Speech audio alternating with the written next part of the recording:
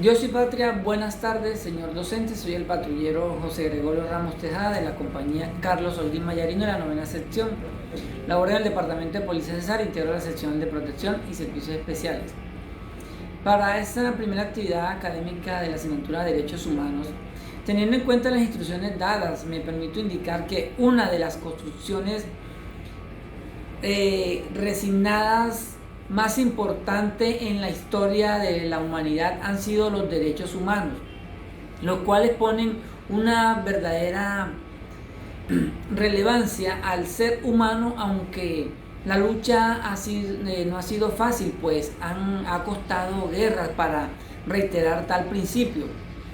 Por tal motivo también ha sido necesaria la exigencia de estándares de calidad en las empresas internacionales, así como las exigencias de la regularización de ellas, bajo el concepto de responsabilidad social, para prevenir la polarización social y la pobreza, la exigencia de instrumentos y acuerdos internacionales que evitan la acumulación de la riqueza en unas cuantas menos para garantizar el progreso global sostenible y equitativo.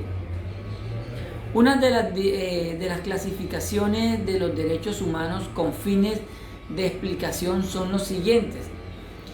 Los derechos humanos de primera generación, o también conocidos como derechos civiles y políticos, surgen de la Revolución Francesa como la rebelión contra el absolutismo de la monarquía o del monarca. Imponen al Estado respetar siempre los derechos fundamentales del ser humano, como es el derecho a la vida, a la libertad, a la igualdad, entre otros.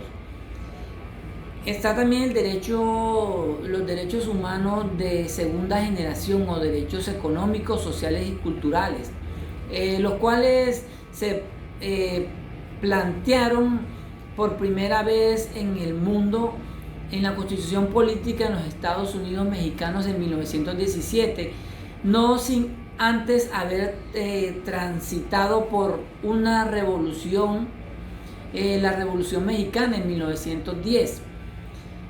Y los derechos humanos de tercera generación, también llamados derechos de los pueblos o de la solidaridad, surgen en nuestro tiempo como respuesta a la necesidad de cooperación entre las naciones, así como los distintos grupos que lo integran.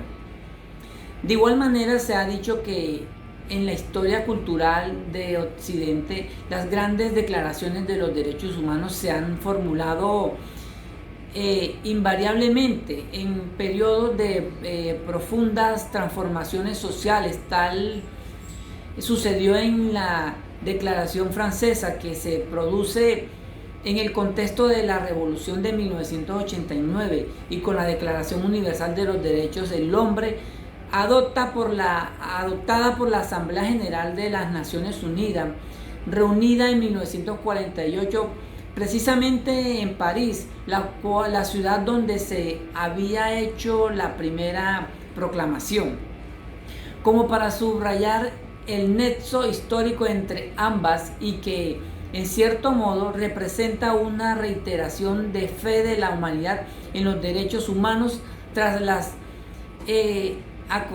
acotombe de Segunda Guerra Mundial. Como se sabe, el nombre de esta declaración se cambió por resolución de la Asamblea General de las Naciones Unidas, aprobada en 1952 por el de Declaraciones Universal de los Derechos Humanos, para que estuviera acorde con su contenido y sobre todo para indicar claramente qué corresponde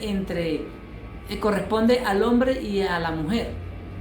Bajo este contexto, se dice que los derechos humanos son el conjunto de derechos y libertades fundamentales para el disfrute de la vida humana y en condiciones de plena dignidad, y se definen como intrínsecos a toda persona por el mero hecho de pertenecer al género humano, Estos derechos establecen en la Constitución y en las leyes deben ser reconocidos y garantizados por el Estado.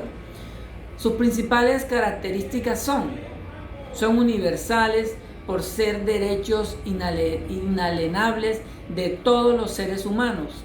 Se centran en el valor igual de todos los seres humanos.